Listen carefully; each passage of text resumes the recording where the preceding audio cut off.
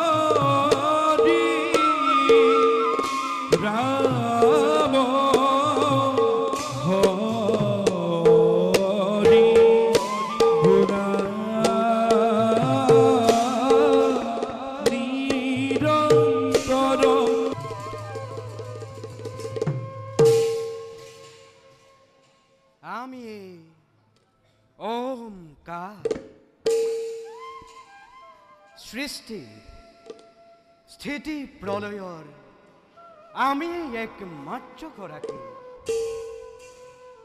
ব্রহ্ম সত্য জগৎ মিথ্যা অনন্ত কোটি ব্রহ্মাণ্ডর আমি এই স্রষ্টা।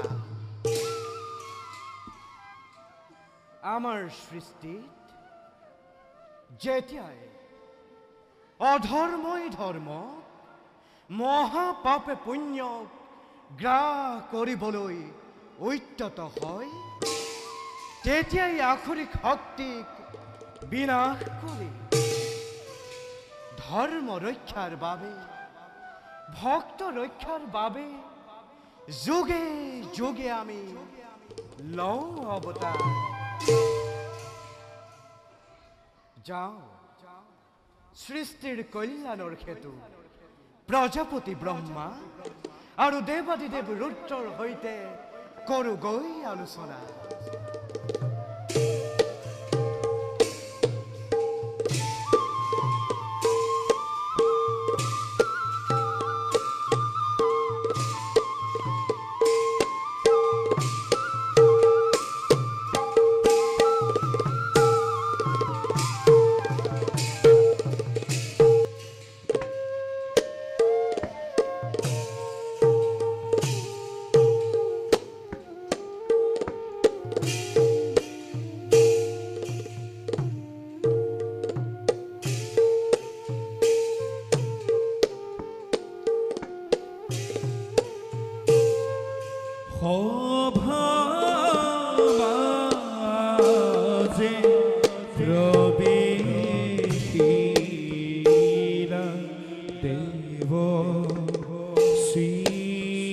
Sri কৰ লয় লাখে চলি যায় দেখি মনোহৰ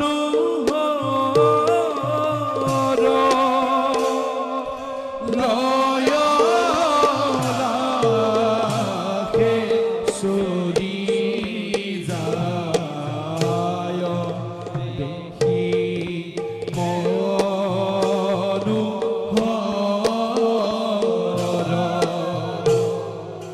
ধীৰে ধীৰে পাইলা গয়া ভাৰ ভিতৰ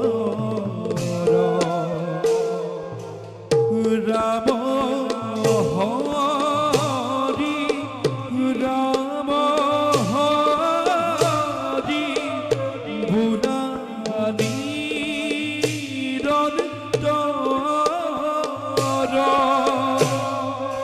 ৰাম হৰি ৰাম হৰি বুলা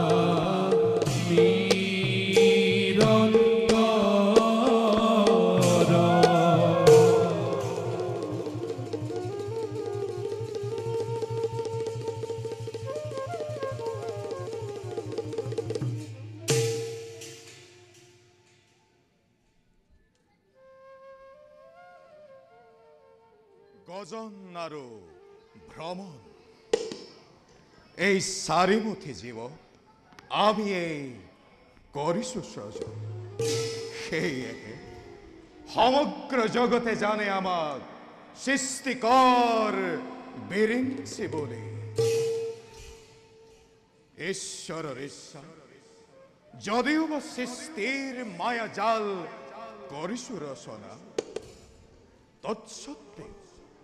তৎসত্ত্বেও অতৃপ্ত বাসনা মোৰ মৰিচিকা খেদি অসীম মৰুৰ প্ৰান্তত হল ধাৱমান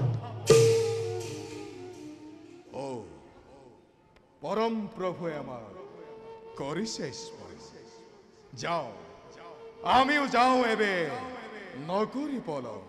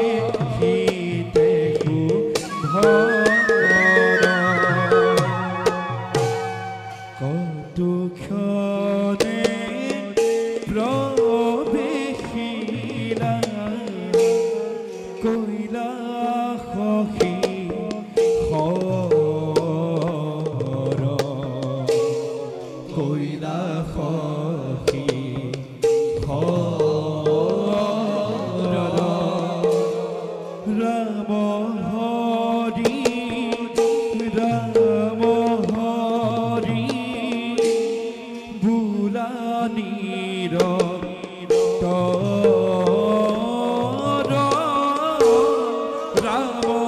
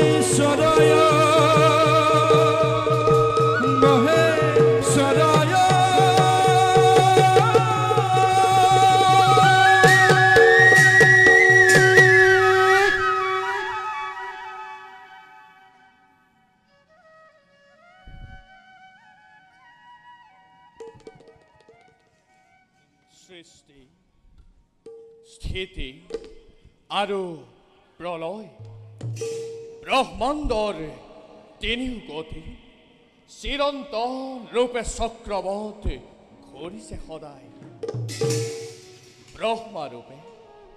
ব্ৰহ্মাৰূপে চৰাচৰ জগতৰ কৰিছে সৃজন বিষ্ণুৰূপে ঘতে ঘতে হৈ বিৰাজমান সন্তক কৰিছে পালন আৰু ৰুদ্ৰময় সাক্ষাৎতে প্ৰলয়ৰ চৰাইলেৰি হাত শিকা বিশ্ব ধ্বংস কৰিব পাৰো মই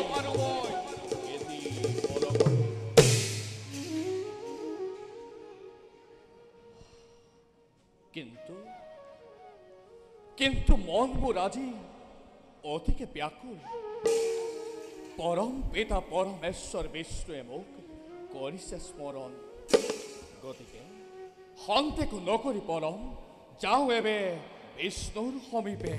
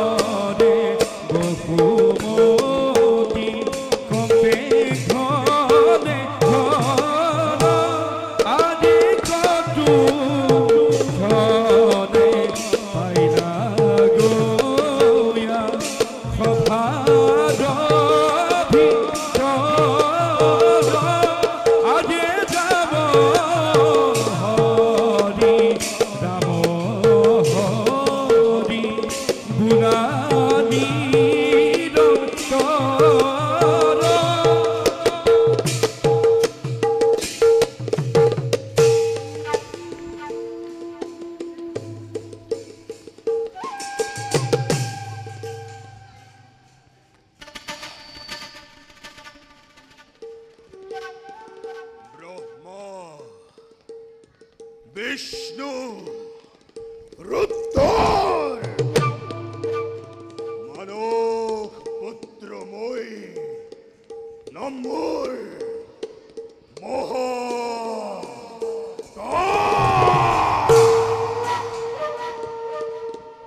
পৃথিবীর রক্ষার ভার তিনিও পিতৃ ওরে উপর ওর শেষ ওর পর কিন্তু বর্তমান পৃথিবীর অত্যাচার উৎপীড়ন অবিচার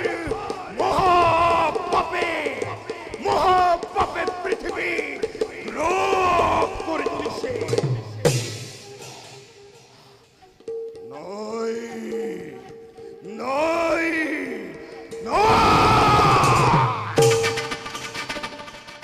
মই আৰু এইবোৰ সহ্য কৰি থাকিব নোৱাৰো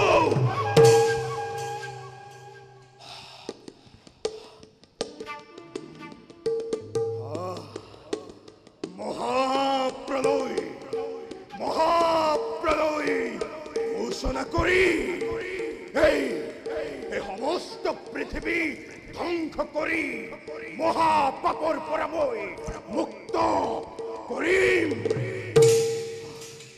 যাও, এই বিষয়ে তিনিও ব্যক্তিৰ সময় আলোচনা কৰোঁগৈ।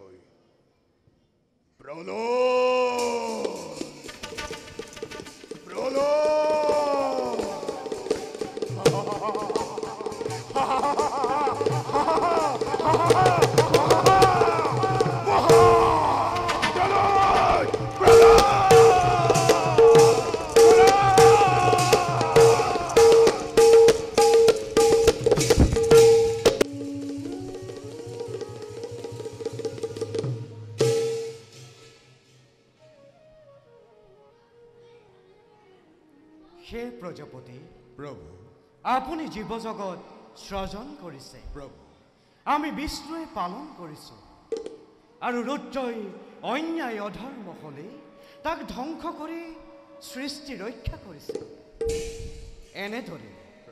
এনেদৰে আমি তিনিও অবিৰাম গতিত জগতখন ৰক্ষা কৰি আহিছোঁ।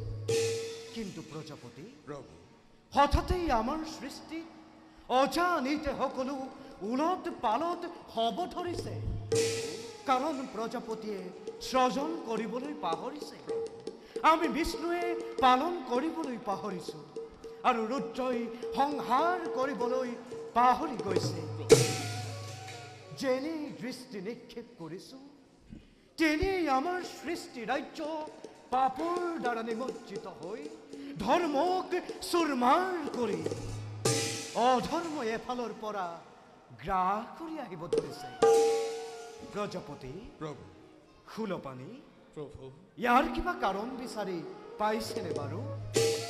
প্ৰভু, আমি আহি এই যুগৰ শেষ কল্পত ভৰি দিছোঁ। যুগ পৰিৱৰ্তনৰ সময়ত অন্যায় অধৰ্ম আদি ভিন্ন কাৰকে গা কৰি উঠিব। তাক বাধা দিব পৰা শক্তি কাৰো নাই প্ৰভু।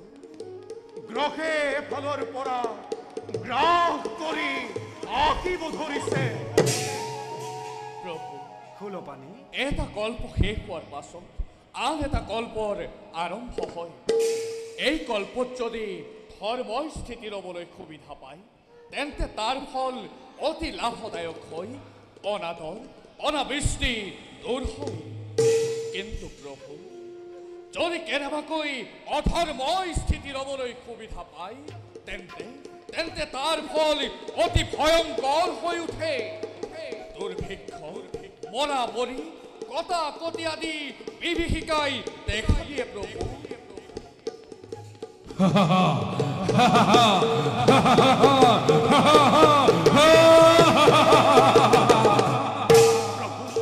মহাবিপদৰ আগজননী আৰম্ভ হলেই হয়তো আকাশ মাৰ্গত এটা ভীষণ দৈত্য। প্ৰভু, বিলম্ব নকৰি সুদৰ্শন প্ৰহাৰ কৰক। ভোলানাথ, হাতৰ ফুল আকাশ মাৰ্গলৈ নিক্ষেপ কৰক।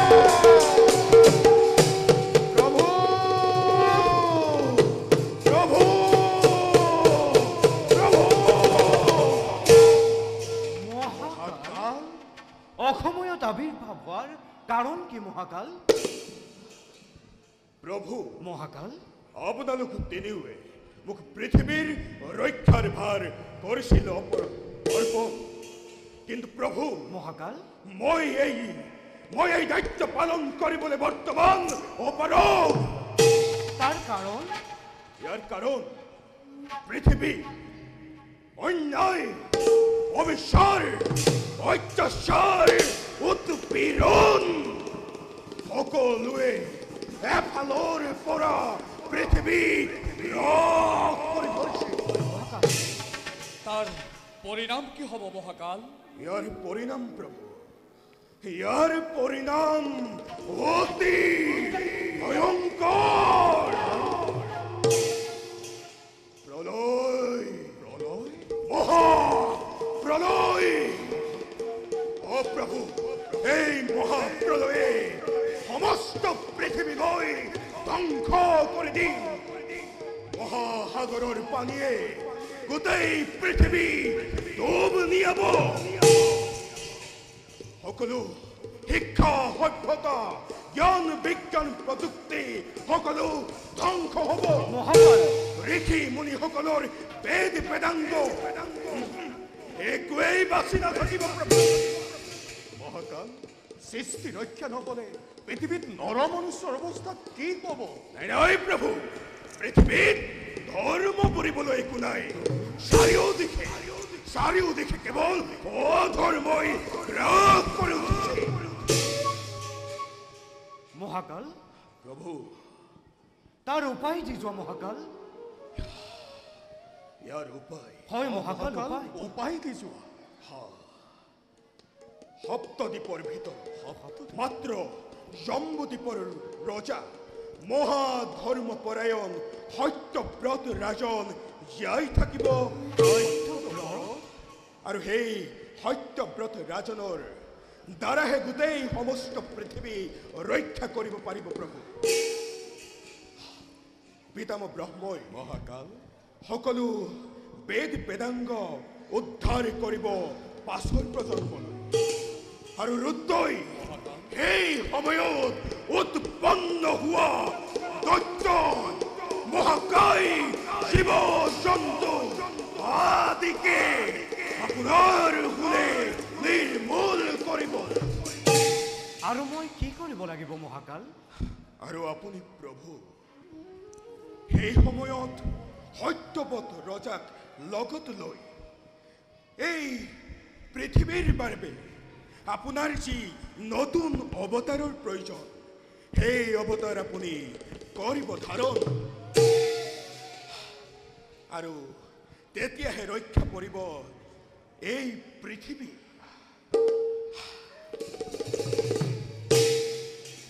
কিন্তু প্ৰভু মহাকাল সাৱধান সাৱধান, এই মহাপ্ৰলয়লৈ আৰু বেছি পৰ নাই। প্ৰলয় প্ৰলয় মহা প্ৰলয় প্ৰলয় মহা প্ৰলয়।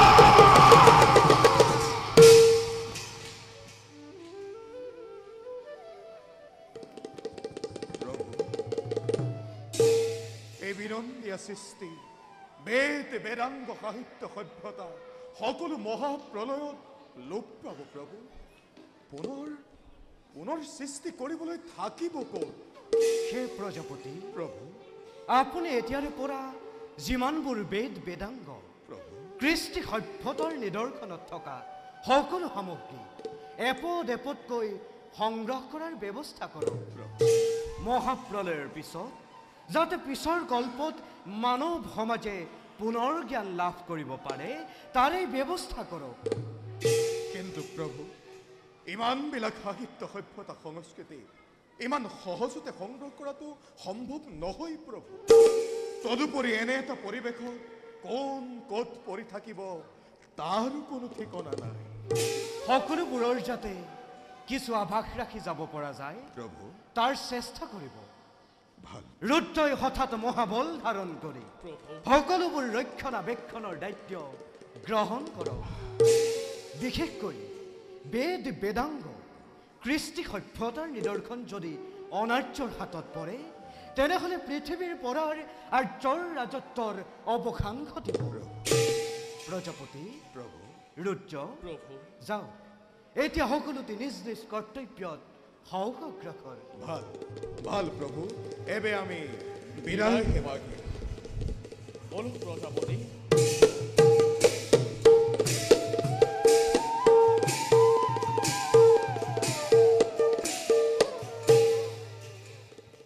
চাৰিওফালে কেৱল পানী পানী।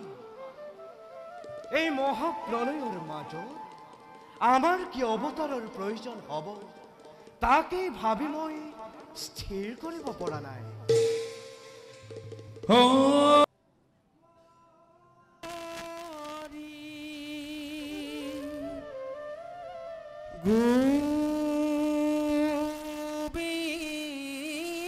গোবিন্দ নারায়ণ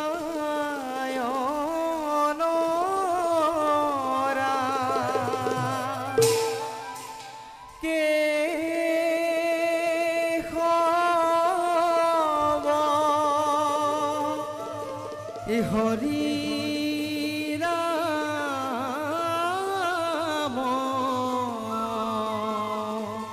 থেকে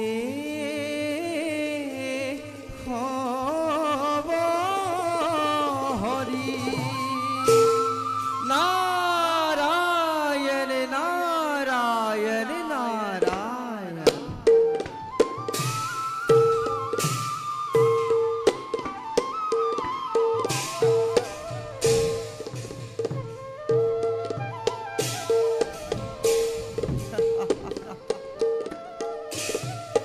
হে রাম প্রথমে প্রণাম ব্রহ্ম রূপী সনাতন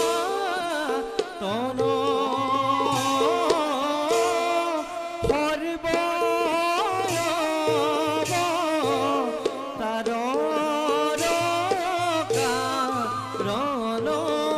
নারায়ণ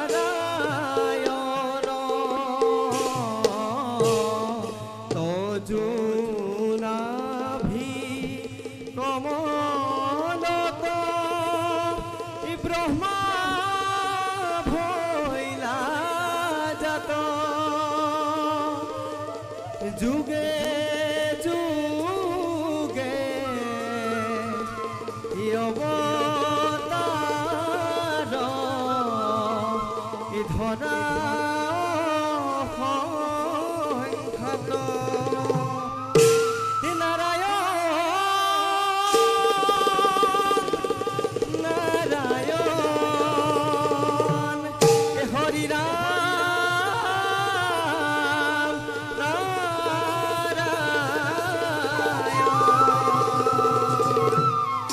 নারায়ণ নারায়ণ নারায়ণ আহা আজি মোৰ পৰম সৌভাগ্য এই ত্ৰিজগতৰ পৰা কি স্বয়ং প্ৰভু ভগৱন্তৰ লভিলো দৰ্শন হে বিশ্ব ব্ৰহ্মাণ্ডৰ গৰাকী এই দিনহীন নাৰদৰ ভক্তি ভৰা প্ৰণিপাত কৰিব গ্ৰহণ প্ৰভু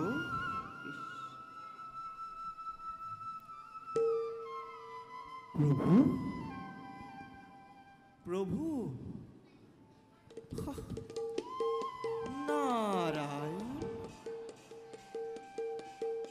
প্ৰভু নাৰায়ণ নাৰায়ণ হে জনাৰ্দন নাৰায়ণ হে প্ৰভু দেৱৰ্ষি অকলে অকলে একেবাৰে গভীৰ চিন্তাত মগ্ন দেখোন আমি জানো তাৰ কিবা সম্ভেদ পাম প্ৰভু দেৱৰ্ষি দয়াময় এক ভয়ংকৰ বিপদৰ সন্মুখীন হৈ প্ৰভু ব্ৰহ্মা বিষ্ণু ৰুদ্ৰ একেবাৰে উপায়হীন হৈ পৰিছে প্ৰভু এই মাত্ৰ মহাকাল আবিৰ্ভাৱ হৈ মহাকাল মহাপ্ৰলয়ৰ আগজাননী দি গ'ল নাৰায়ণ মহাপ্ৰলয়ত সাগৰৰ পানীয়ে সমস্ত পৃথিৱী ডুবাই পেলাব নাৰায়ণ কোনো ক'তো বাচি নাথাকিব হৃদয়ময় কেৱল দৈত্য দানৱবিলাক একেবাৰে ভয়ংকৰ হৈ উঠিব নাৰায়ণ হে জনাৰ্দন দেৱৰ্ষি সেইবিলাকক সংহাৰ কৰিবলৈ ৰুদ্ৰনো কিমান সময়ৰ হ'ব প্ৰয়োজন দুষ্টক দমন আৰু সন্তক পালন অৱশ্যেই কৰিবই লাগিব নাৰায়ণ নাৰায়ণ নহয় দেৱৰ্ষি প্ৰভু তুমি কথাটো একেবাৰে পাতলকৈ ভাবিছা এবাৰ ভাবি চোৱাচোন দেৱৰ্ষি প্ৰভু এবাৰ ধ্বংস হৈ যোৱা সৃষ্টি পুনৰ গ্ৰহ দিয়াটো জানো সম্ভৱপৰ হ'ব অৱশ্যে ঠিকেই কৈছে প্ৰভু এই বিনন্দীয় সৃষ্টি এবাৰ ধ্বংস হৈ গ'লে তাক পুনৰ সৃষ্টি কৰাটো বৰ কঠিন হৈ পৰিব কিন্তু হে প্ৰভু এই মহাপ্ৰলয়ত পৃথিৱীত কোনো ক'তো বাচি নাথাকিব প্ৰভু নহয় দেৱৰ্ষি প্ৰভু মহাকালে কৈ গ'ল কি কৈ গ'ল প্ৰভু মহাকালে মহাকালে কৈ গ'ল প্ৰভু জম্বুদ্বীপৰ ৰাজা সত্যব্ৰত এই মহাপ্ৰলয়ৰ মাজতো বাচি থাকিব জম্বুদ্বীপৰ ৰাজা সত্যব্ৰত হয় দেৱৰ্ষি নাৰায়ণ হে জনাৰ্দন, জম্বুদ্বীপৰ ৰজা সত্যব্ৰত মহাধাৰ্মিক ৰজা প্ৰভু, আৰু তেওঁৰ দ্বাৰাই আপুনি এই বিনন্দীয়া সৃষ্টি পুনৰ উদ্ধাৰ কৰিব পাৰিব। কিন্তু কেনেকৈ দেৱৰী? নাৰায়ণ, জগতৰ ঈশ্বৰ প্ৰভু ভগৱন্তকো সেই কথা যি নাৰদে ক'ব লাগিব। দেৱৰী, শুনক তেন্তে প্ৰভু, এই মহাপ্ৰলয় আৰম্ভ হোৱাৰ আগতেই প্ৰয়োজনীয় সকলো সামগ্ৰী সংগ্ৰহ কৰি ৰাখিবলৈ ৰাজা সত্যব্ৰতক দায়িত্ব দিয়ক। তাৰ পাছত প্ৰভু, জীৱ জন্তুবিলাক যাতে ধ্বংস নহয় সেইবিলাকৰ সুব্যৱস্থা কৰিব পাৰিলেই এই বিনন্দীয়া সৃষ্টি পুনৰ ৰক্ষা কৰিব পাৰিব। দেৱৰী, প্ৰভু, আমি তাৰেই পৰিকল্পনা কৰি আছো। নাৰায়ণ, সময়ত ব্যৱহাৰ কৰিব লাগে। নিশ্চয় প্ৰভু। এনেদৰে মাজে সময়ে বুদ্ধি ভৰসা দি থাকিবলৈ নাপাহৰিব। মুৰাৰী মুৰাৰী মুকুন্দ মুৰাৰী দেৱ নাৰায়ণ দেৱ নাৰায়ণ। যোৱা দেৱৰী, প্ৰভু, এই বাৰ্তা তুমি এতিয়া নৰসমাজত দিয়াগৈ। নিশ্চয় প্ৰভু, আপোনাৰ লীলাত সদায় এই সমভাগী হৈ যাব এই দিনহীন নাৰদ। বাৰু হৃদয়ময় দেৱৰী, পুনৰবাৰ তব শ্ৰীচৰণত জনাই প্ৰণাম।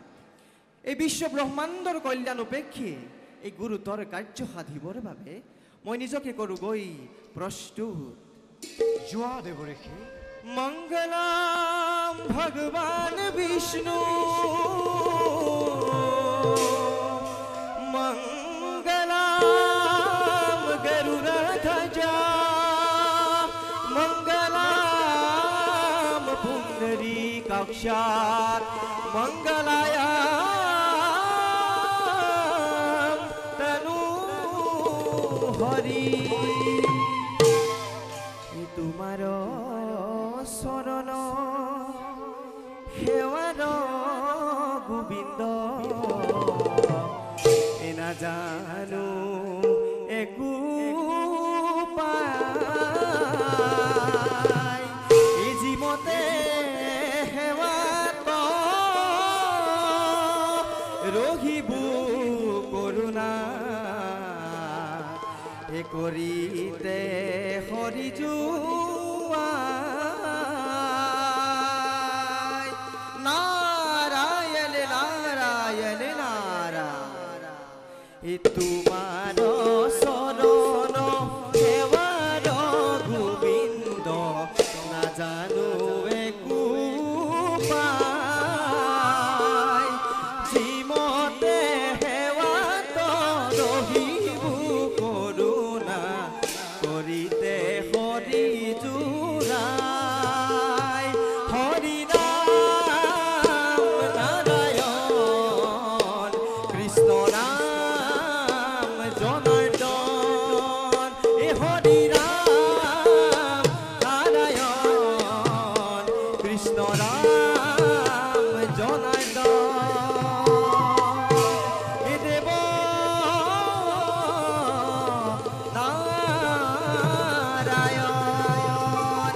নাৰায়ণ নাৰায়ণ নাৰায়ণ।